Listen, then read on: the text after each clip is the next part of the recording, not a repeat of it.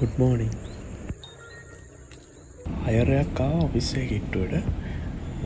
බලමු කොහෙන්ද පික් කරන්න දෙන්නේ කියලා. මම දැක්ක විදියට නම් මේ මහරගම BOC කාර්යයෙන් වගේ තමයි. බලමු ගිහිල්ලා.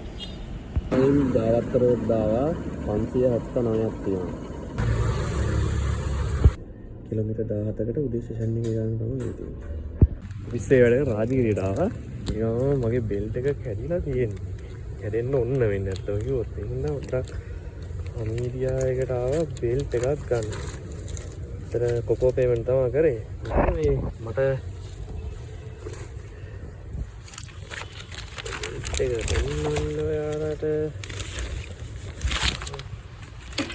කැඩෙන්න ඕන මෙන්න තත්ත්වයක තිබ්බේ. මේක නිකන් රුපියල් 2000කට හරි 3000කට හරි මේකත් ගත්තේ මම. දැන් අවුරුද්දක් විතර තියනවා.